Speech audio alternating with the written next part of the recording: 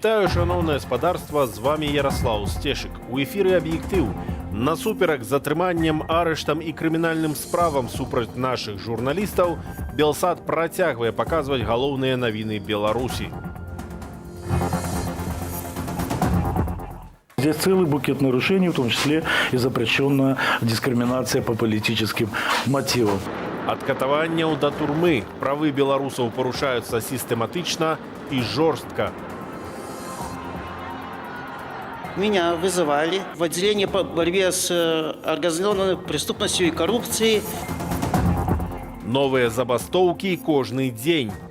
Больше не могу смотреть на происходящее насилие в отношении мирных граждан.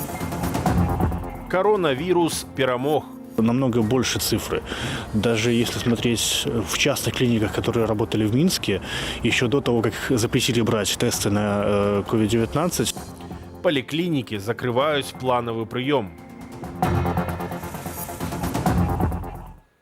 Нічога не пройдзе бясследна. У Жэневе адбылося адмысловае паседжанне Рады правоў чалавека Арганізацыі Аб'яднаных Нацыяў у справе Беларусі. Згадалі і адвольныя арышты і збіванні, і адмысловыя коронавірусныя камеры катавання ў ізалятары на Акрэсціна.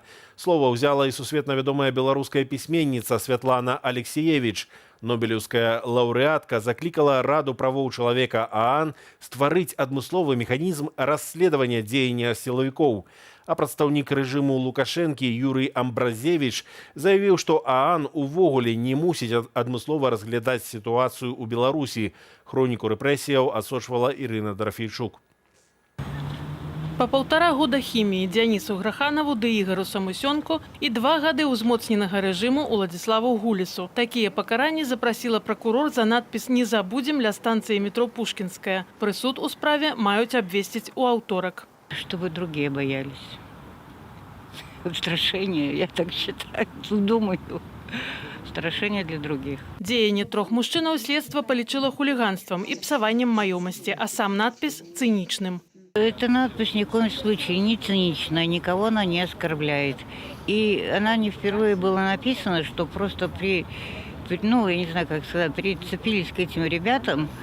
Были надписи и раньше сделаны, и другие надписи, там вся площадь это замазана уже. Поэтому я считаю, что это какое-то несправедливо. Прадстаўнік Гаррам Аўтадару Менгарвыканкаму настойвае на аплаце нанесенай шкоды 255 рублёў 99 копеек. Асноўная частка сумы нібыта за выкарыстанне высокатэхналагічных сродкаў для выдалення надпісу. Говорят, что якобы там Кёрхер пригоняли, там туда-сюда, 5-10.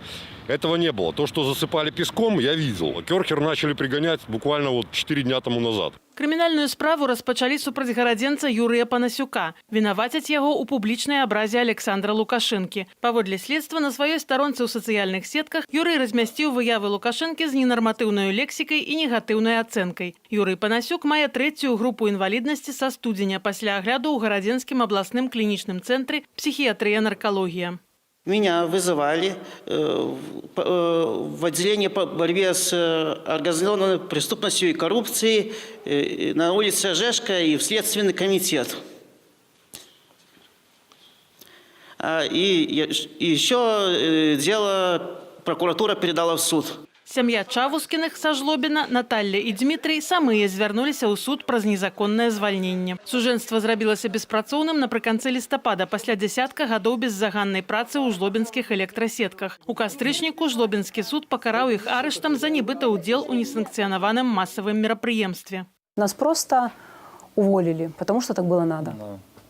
Хотя я думаю, что мы заслуживали того, чтобы хотя бы с нами просто элементарно поговорили о данной проблеме. А тот факт, что у нас за все это время нет ни одного дисциплинарного взыскания, конечно, говорит о том, что мы добросовестные работники. Фармальна сужэнства звольнілі, спаслаўшыся на рашэнне антыкорупцыйнай камісіі за тое, што Наталля – начальніца свайго мужа. Здесь целый букет нарушений, в том числе и запрещенная дискриминация по политическим мотивам. Наниматель не рассматривал их деловые, профессиональные качества. Главным критерием для нанимателя был тот факт, как указал начальник милиции, радикально настроенные работники.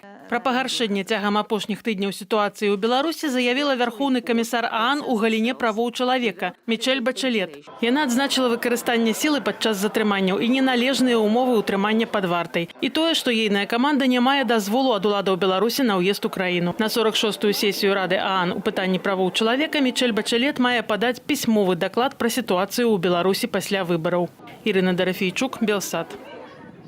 Таксама сёння ў Жэневе Рада правоў чалавека ААН прыняла заяву, дзе асудзіла пераслед журналістаў і працаўнікоў медыяў з боку рэжыму Александра Лукашэнкі. Заяву падпісалі 42 дзяржавы-удзельніцы Рады.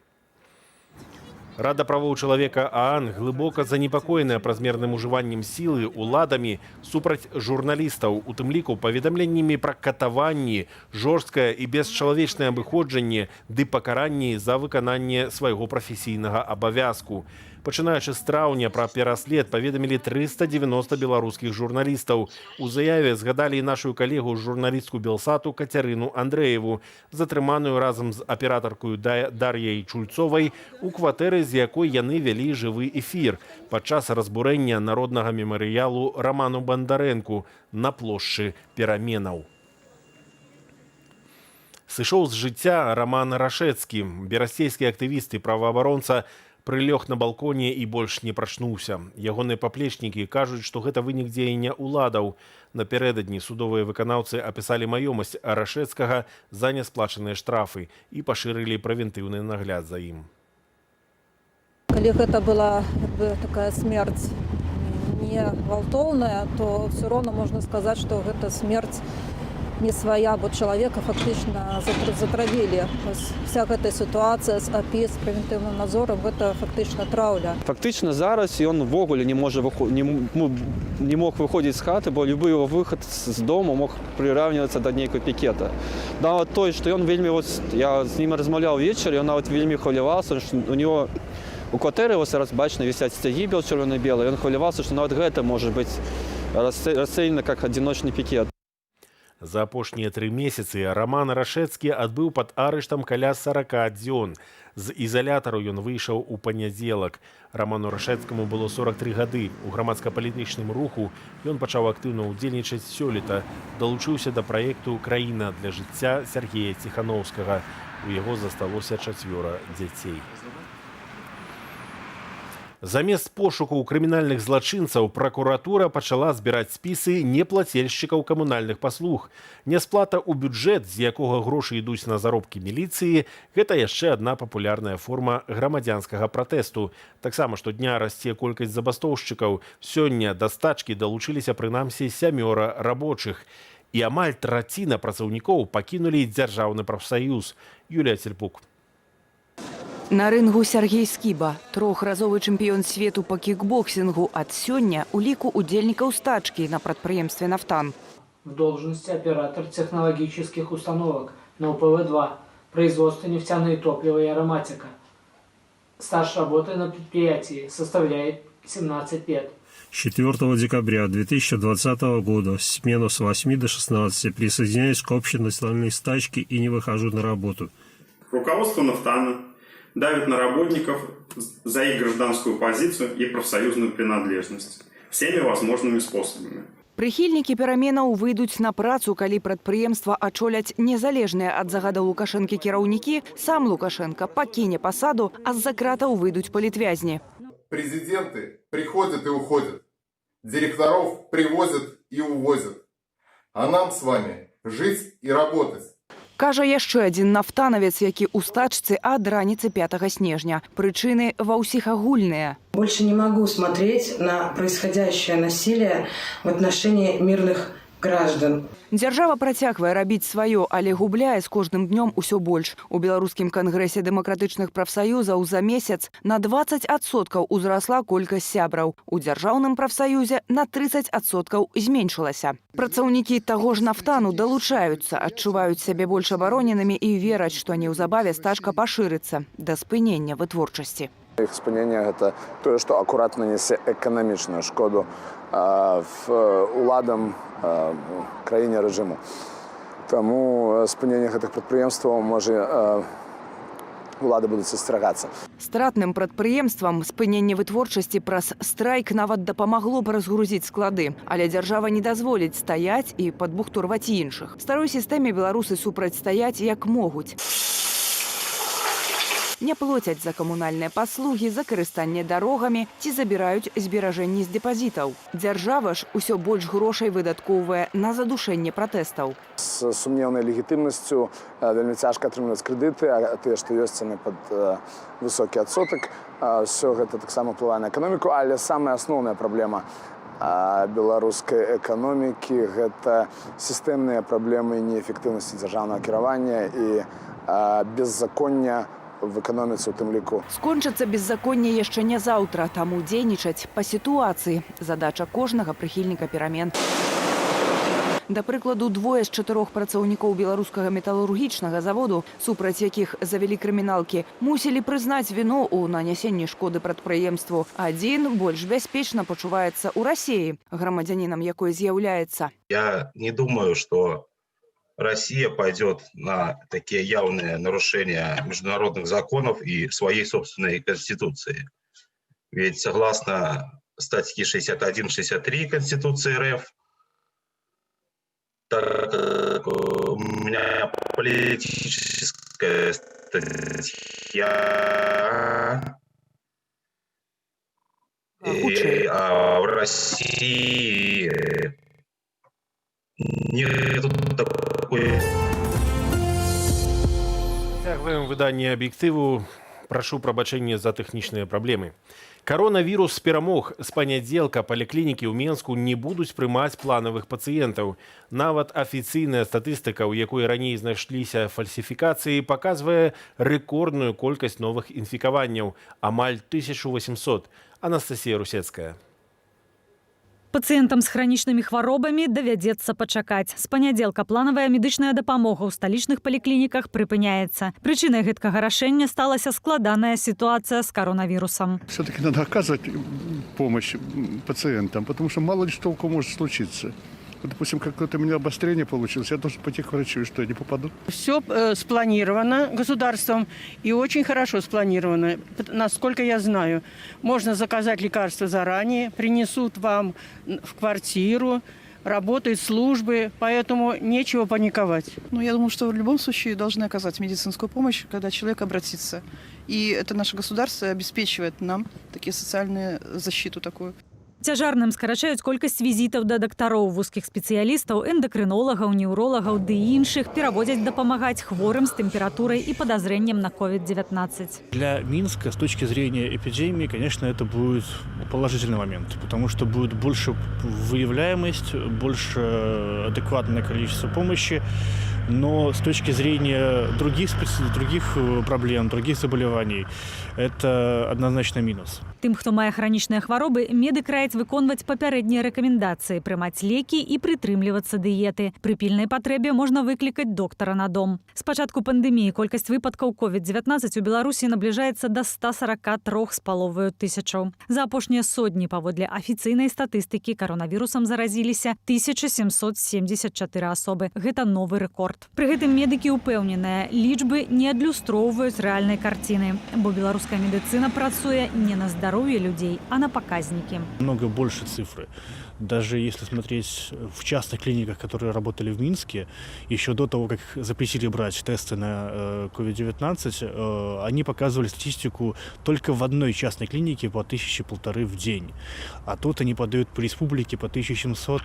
Это фантастические цифры, такого быть не может точно. Ситуация няпростая, але под контролем. Як мантру паўтарае Александр Лукашенко. Сёння ў Віцебску ён наведаў радзільню з хворымі на COVID-парадзіхамі. Лукашенко ухваліў рашэнне забіраць немаўлятаў у маці да іхнага выздараўлення і крытычна выказаўся пра рэкамендацыю Сусветнай арганізацыі здароўя не рабіць гэтага.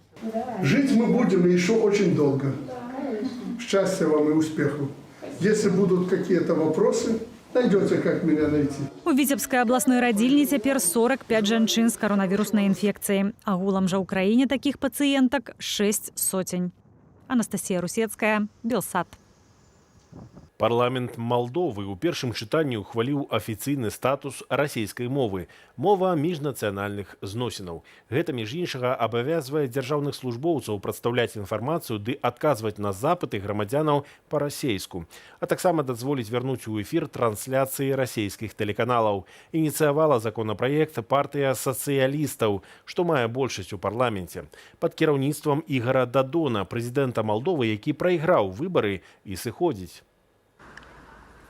Законопроект выклікаў крытыку парламенцкай апазіцыі ды новаабранага прэзідэнта Малдовы Майи Санду. Яна мае заняць пасаду праз некалькі тыдняў. Учора ж сацыялісты пазбавілі Майи Санду кантролю над галоўнаю выведнаю службай. Дэпутаты прагаласавалі за перадачу гэтых паўнамоцтваў парламенту, то бок ім самім.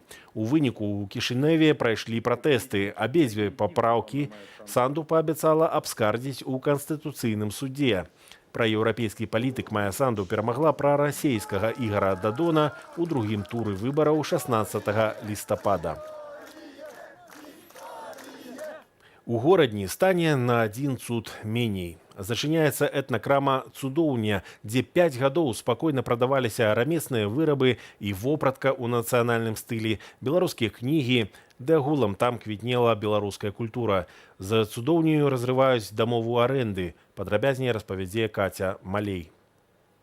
Цудоўня, як і шмат такія гарадскія установы, не працавала 26 кастрычніка на знак салідарнасці з агульнабеларускую забастоўкаю. Пасля гэтага ў памяшканне зачасцілі правяранні з міністэрстваў надзвычайных сітуацыяў ды антыманапольнага рэгулявання і гандлю. У выніку скасавалі умову арэнды. Это опосредованный тиск на мяне праз іншых людей, то бок праз тых, у кого я по факту памяшканне здымаю.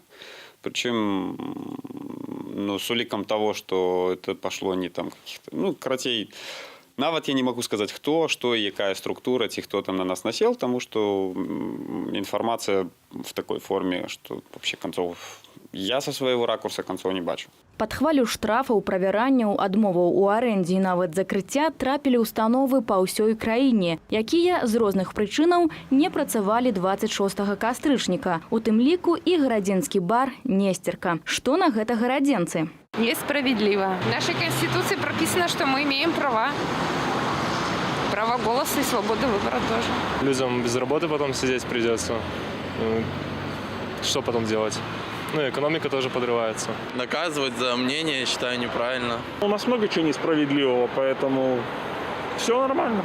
Цудоўня працягне дзейнасць як інтэрнэт-крама. Аднак паводле ўладальніка цудоўня гэта не проста крама, а пляцоўка, дзе ладзяцца імпрэзы, прысвечаныя беларускай культуры, гістарычныя лекцыі, прэзентацыі кніг, музычныя выступы, майстар-класы. Таму работнікі будуць старацца як мага хутчэй вярнуцца ў офлайн-фармат. Катя Малей, Белсат.